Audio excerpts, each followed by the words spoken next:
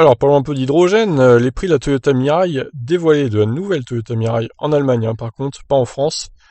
Alors, elle aurait 30% d'autonomie supplémentaire par rapport à la première Mirai, qui avait environ 400 km de LTP. On va multiplier du coup par 1,3 pour voir. Ça nous fait 520 km de LTP. Bon, elle est à peu près l'autonomie d'une Model 3 longue range, un peu moins quoi. Alors donc, 63 900 euros hors bonus en Allemagne. Donc c'est quand même cher, hein. C'est quand même très très cher pour une voiture qui a 500 km d'autonomie.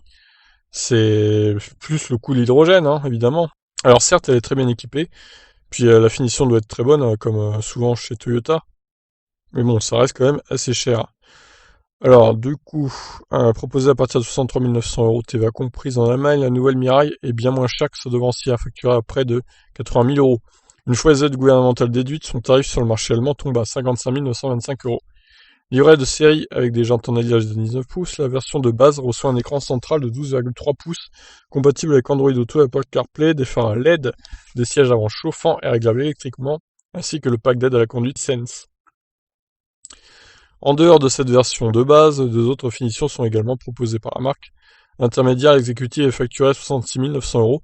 Elle intègre phare adaptatif, clignotant à LED, volant chauffant, surveillance d'angle mort, selle à simili-cuir et caméra 360 degrés.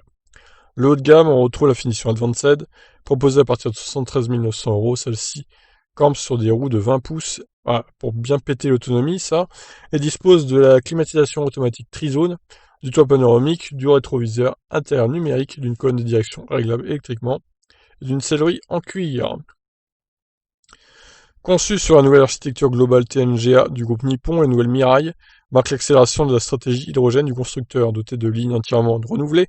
Cette seconde génération de Mirai bénéficie également de nombreuses améliorations techniques, outre le changement de moteur qui passe désormais en propulsion. La berline Nippon reçoit une pile à combustible améliorée et 3 réservoirs d'hydrogène capables d'embarquer davantage d'énergie. Sans révéler les détails techniques du modèle à ce stade, Toyota nous annonce une hausse de 30% par rapport à la génération précédente, au niveau de l'autonomie. Alors pour être exact, l'ancienne elle avait 550 km NEDC, donc on peut faire multiplier par 30, par 1,30 du coup, pour voir en NEDC ce que ça fait. Voilà, ça fait 715 NEDC. Voilà, vous savez très bien que le NEDC c'est un peu cheaté, donc honnêtement elle a pas plus de 550 km WLTP je pense. Bon, elle sera homologuée de toute façon dans les prochains mois je pense, pour l'Europe. En gros, faut s'attendre à une autonomie à peu près similaire à la Model 3 Long Range, en un peu moins peut-être.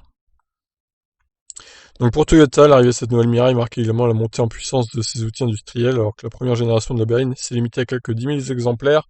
La nouvelle mouture disposera d'une capacité de production de 30 000 unités par an. Bon, à voir si elle se vendra. J'ai quelques doutes quand même. Peut-être qu'elle se vendra un peu plus que l'autre. Mais le problème, ça reste le prix de l'hydrogène, à 12 euros le kilo, sachant que une voiture à hydrogène consomme 1 kg au 100. Je vous laisse faire le calcul, c'est très simple. C'est plus cher qu'un essence ou qu'un diesel. Donc aucun intérêt. Pour l'instant du moins. Voilà, écoutez, je vous laisse réagir, qu'est-ce que vous en pensez? Ciao ciao.